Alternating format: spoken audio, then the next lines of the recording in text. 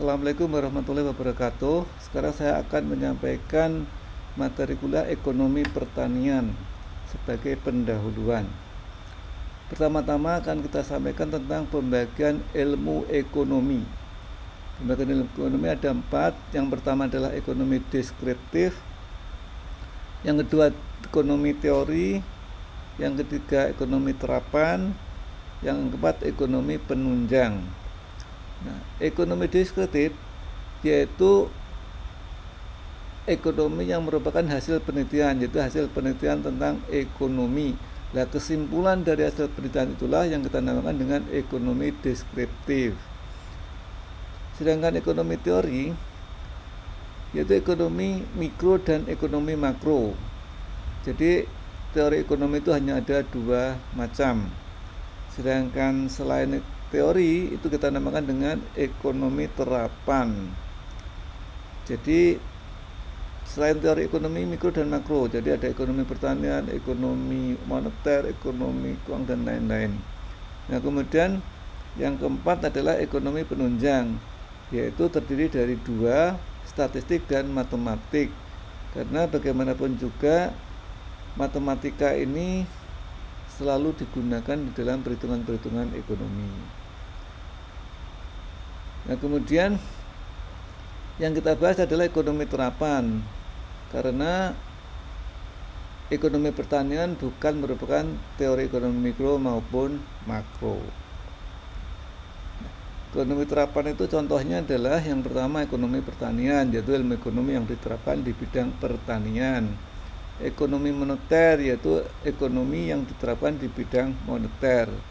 Ekonomi pembangunan, ilmu ekonomi yang digunakan untuk pembangunan. Ekonomi manajerial yaitu ilmu ekonomi yang digunakan untuk mengambil keputusan dan lain-lain. Nah, kemudian pengertian tentang ekonomi pertanian yang pertama adalah menurut Mobiarto, ilmu ekonomi pertanian yaitu bagian dari ilmu ekonomi umum yang mempelajari fenomena-fenomena dan persoalan-persoalan yang berhubungan dengan pertanian, baik mikro maupun makro. Menurut Kaslan Thohir, ilmu tata rumah tangga pertanian yaitu bagian dari ilmu ekonomi umum yang mempelajari masalah-masalah pertanian. Ilmu ekonomi pertanian yaitu suatu pengetahuan yang meliputi pelajaran-pelajaran tentang perusahaan pertanian, pemeriksaan perusahaan, dan penaksiran. Ilmu ekonomi pertanian yaitu ilmu yang mempelajari masalah pertanian dari sudut ekonomi. Jadi intinya adalah ekonomi pertanian itu adalah teori ekonomi baik mikro maupun makro yang diterapkan di bidang pertanian. Nah, selanjutnya kita bahas tentang sejarah ilmu ekonomi. Dimulai dari Eropa, pada tahun 1885 penggubah ilmu ekonomi pertanian adalah von der Goltz. Jadi von der Goltz ini karena pertama kali yang menulis buku, maka itu kita sebut sebagai bapak ilmu ekonomi pertanian. Kemudian di Amerika 1890 karena adanya depresi pertanian, ilmu ekonomi pertanian lahir. Jadi biasanya ilmu ekonomi atau ilmu apapun itu karena adanya terjadi persoalan depresi ekonomi atau depresi sesuai dengan bidang itu. 1892 mata pelajaran Rural Economics di University of Ohio, Amerika Serikat. Kemudian mata pelajaran Economics of Agriculture di Cornell. 1903 Farm Management di UT Cornell. 1910 Agriculture Economics di beberapa universitas Amerika Serikat. Sedangkan di Indonesia 1950 Profesor Isorso Hadiprojo dan Profesor Insinyur Teko Sumodiwiryo adalah bapak ilmu ekonomi pertanian di Indonesia dengan kuliah-kuliahnya di Fakultas Pertanian IPB, dulu UI dan UGM. Di UGM kemudian diikuti fakultas-fakultas hukum, sospol, dan ekonomi. 1955 Fakultas Ekonomi UGM membuka jurusan Ekonomi Pertanian. Semula ekonomi agraria. Februari 1969 berdiri Himpunan Ekonomi Pertanian Indonesia atau Perhepi di Ciawi, Bogor. Jadi ini adalah sejarahnya.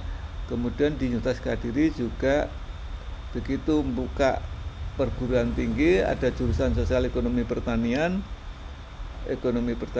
diajarkan.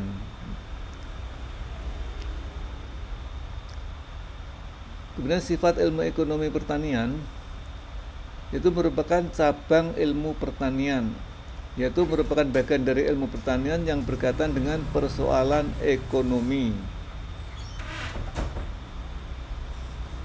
Contoh, tata niaga pertanian, kemudian usaha tani, agribisnis, dan lain-lain.